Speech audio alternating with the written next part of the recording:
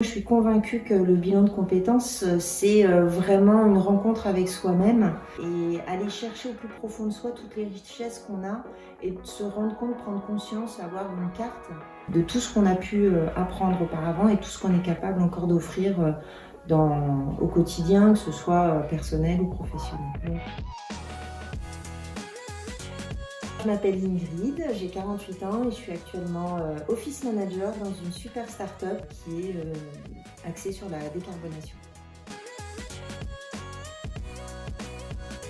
Je venais de perdre un job que j'aimais beaucoup suite à une liquidation. J'avais trouvé un poste qui me semblait top pour moi, qui était responsable RH au sein d'une structure dans laquelle je ne me suis pas du tout retrouvée. Donc j'étais dans le doute, à me dire que j'allais devoir... que ça allait être un calvaire jusqu'à la fin de ma carrière en termes de boulot, quoi.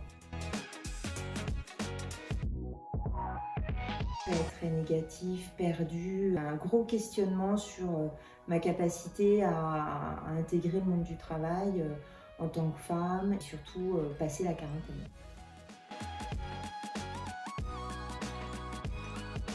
Moi, ce qui m'a plu, c'est vraiment de pouvoir ressortir qui j'étais vraiment, mes traits de personnalité. En fait, j'ai pris conscience que pour un même poste, on n'était pas fait pour bosser dans n'importe quelle société.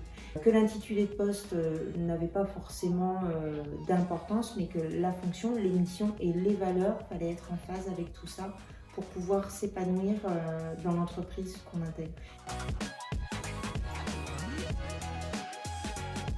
Le bilan m'a permis de définir les fonctions pour lesquelles j'étais vraiment faite. Ça m'a permis de définir le cadre des missions qui m'intéressaient vraiment.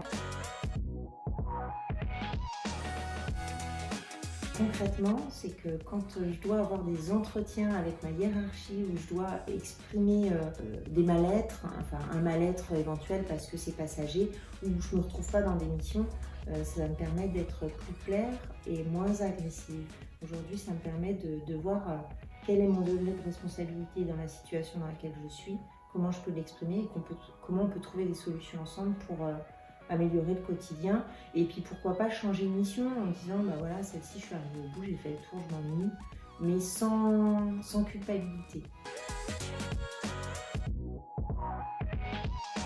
Il ne faut pas avoir peur parce que tous les jours qu'on passe à se poser des questions, c'est des jours perdus et c'est dommage parce que le bilan de compétences, il faut foncer, il ne faut même pas se poser la question. Même si on n'est pas en questionnement, ça devrait être obligatoire à un moment donné. Ça ne nécessite pas forcément de changer de fonction, c'est pas forcément pour changer de fonction, mais prendre conscience de tout ce qu'on a pu faire jusqu'à présent, se dire bah ouais, je continue dans cette voie-là ou je peux dévier un petit peu. Faut plus attendre, faut foncer, quoi. Faut pas se questionner.